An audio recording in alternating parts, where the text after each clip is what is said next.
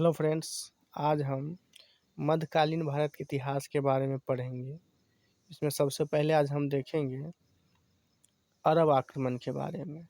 चलिए चालू करते हैं।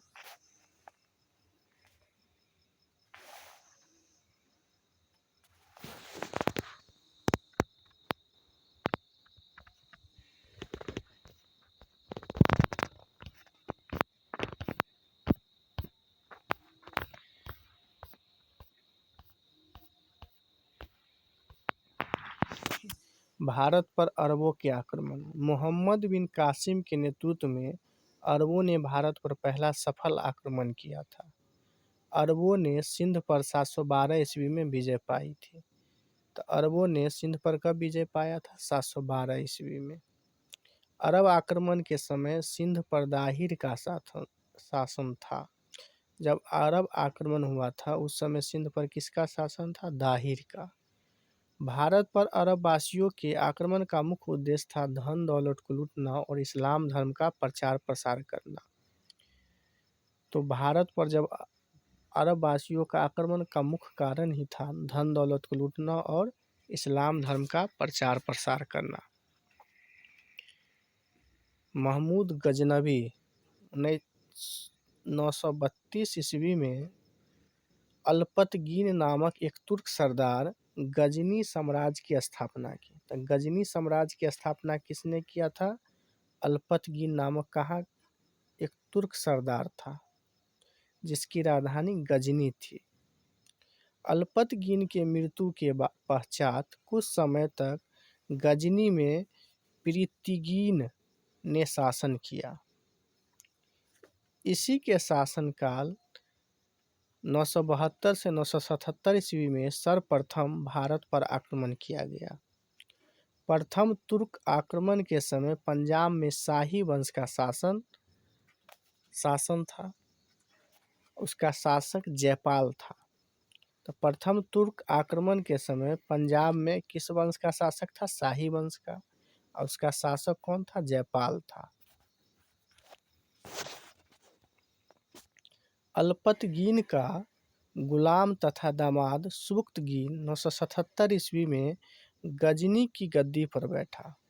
महमूद गजनी सुबुक्तगीन का पुत्र था जिसका जन्म 1 नवंबर 971 ईस्वी में हुआ था।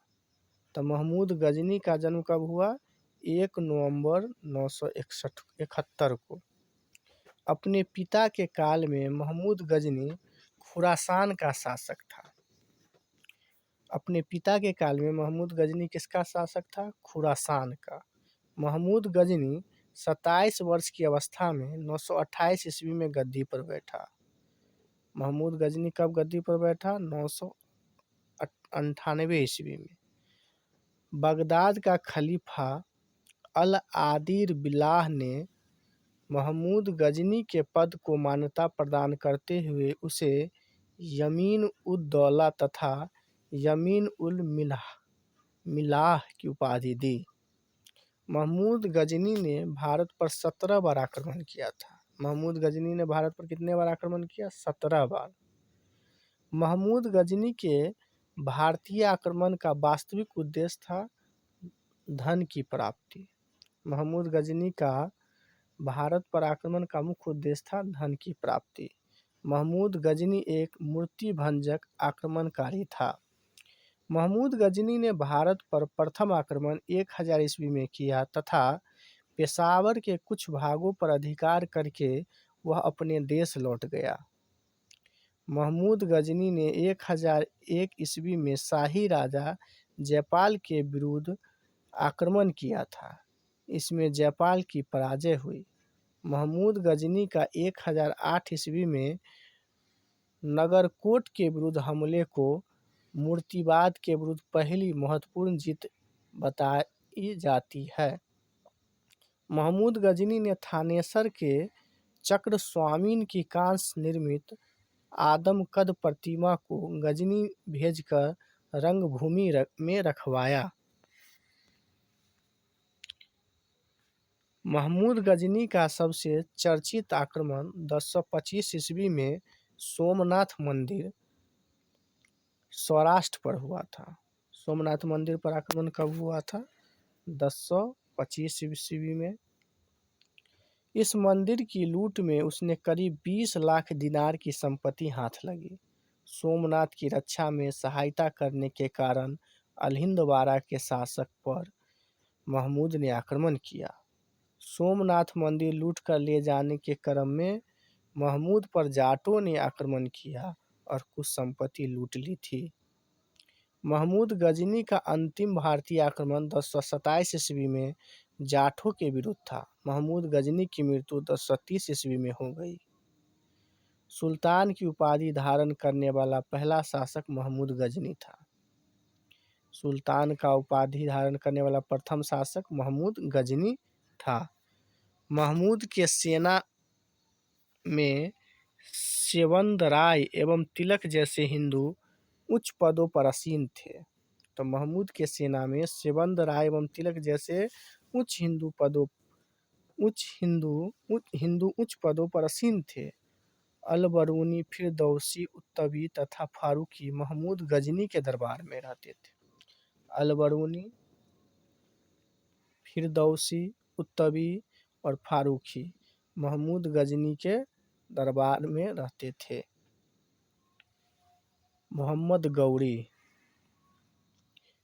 गौर महमूद गजनी के अधीन एक छोटा सा राज था।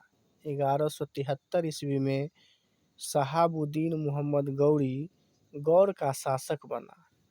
इसने भारत पर पहला आक्रमण 1175 में मुल्तान के विरुद्ध किया था। महमूद गौरी भारत पर 1175 में मुल्तान के विरुद्ध आक्रमण किया था। मोहम्मद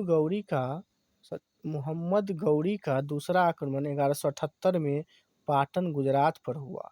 यहाँ का शासक भीमटू ने गौरी को बुरी तरह परास्त किया।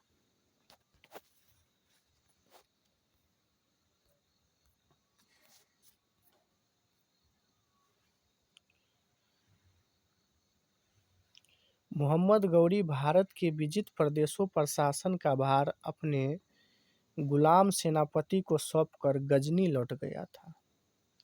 मोहम्मद गौरी की हत्या 15 मार्च 1206 को कर दी गई थी। मोहम्मद गौरी की हत्या कब कर दी गई थी? 15 मार्च 1206 को कर दी गई थी। मोहम्मद गौरी द्वारा लड़ा गया प्रमुख युद्ध था तराइन का प्रथम युद्ध 1191 ईस्वी गौरी व पृथ्वीराज चौहान के बीच हुआ था, जिसमें पृथ्वीराज चौहान विजय हुआ था। तराइन का द्वितीय युद्ध 1192 में हुआ। इसमें गौरी व पृथ्वीराज चौहान के बीच हुआ, जिसमें गौरी विजय हुआ। और चंदावर का युद्ध 1194 में हुआ, गौरी एवं चंद के बीच, जिसमें गौरी विजय हुआ था।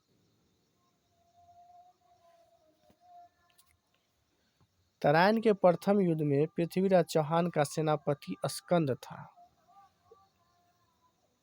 तराइन के प्रथम युद्ध में पृथ्वीराज चौहान का सेनापति कौन था? स्कंद था। इसको याद कर लीजिए। तराइन का प्रथम युद्ध 1191, जिसमें पृथ्वीराज चौहान विजय हुआ। तराइन का द्वितीय युद्ध 1192, जिसमें गौरी विजय हुआ था। चंदावर का युद्ध 1194 में हुआ था।